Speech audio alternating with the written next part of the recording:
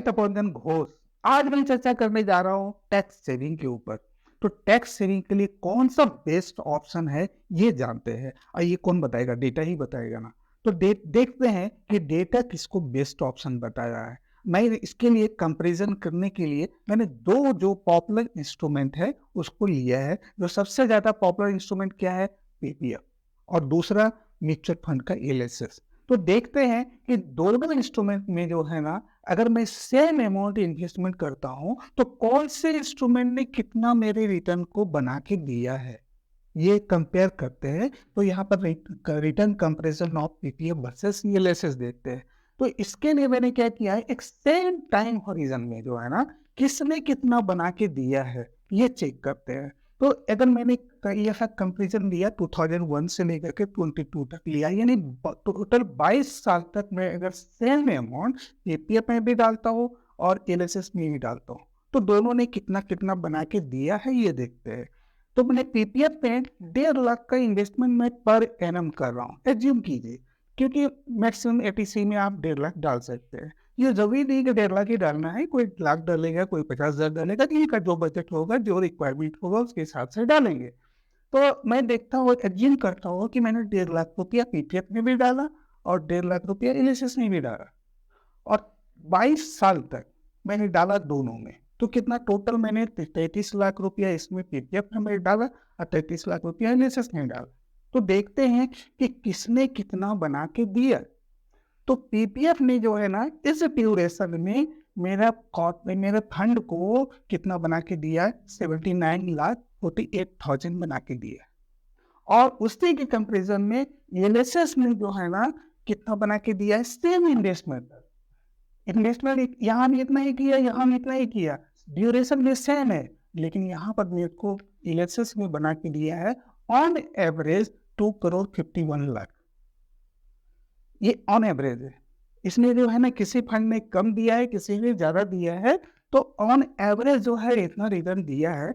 ये मैंने 10 फंड लिया है, जिसका इसके लिए 10 फंड लिया है कि 10 साल, ये जो इतने फंड का ही 22 साल लगभग हुआ है। तो मैं जिसका 22 साल हो गया है उसी को मैंने कंपैरिजन के लिए चुना है। तो देखते रहे कि कौन से फंड ने कितना कितना मेरे कॉर्पस को बना के दिया है।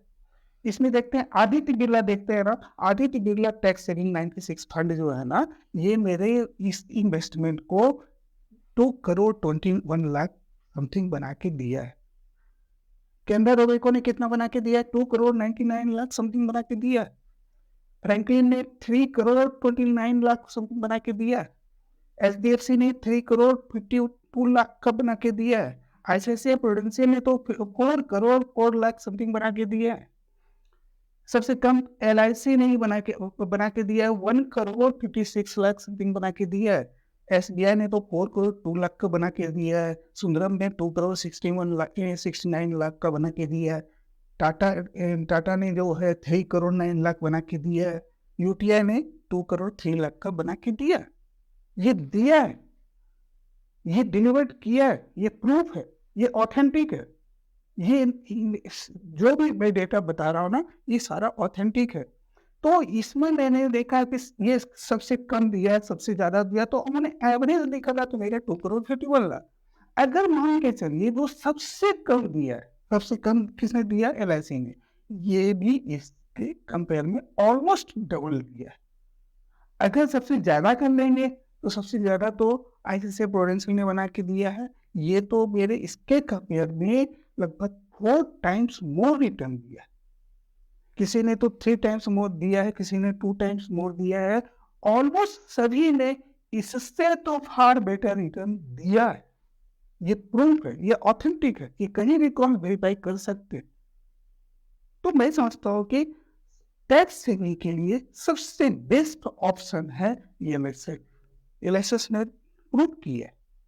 तो मैं सोचता हूँ कि अब डिसाइड तो आपको करना है, आपको कौन सा बेस्ट फंड लगता है, लेकिन मेरा डेटा जो बोल रहा है कि सबसे इसके कंपेयर में तो इसने फार बेटर रिटर्न बना के दिया है। और टैक्स सेविंग तो सेम है, चाहे इसमें करे चाहे इसमें करे से। तो लेकिन रिटर्न अगर जो मेरा मैक्सिमम बना के देता है तो उसके साथ ही जाना चाहिए। अब डिसाइड आपको करना है।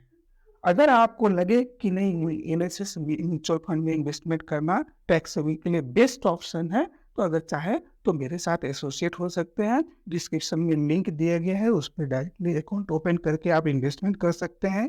मोबाइल नंबर भी दिया गया है, मेल आईडी भी है, आप उसके थ्रू भी कांटेक्ट कर सकते हैं। अगर चाहे तो मेरे साथ मैं आपको गाइड करने के लिए रेडी हूँ। अब डिसाइड आपको करना है। Thank you.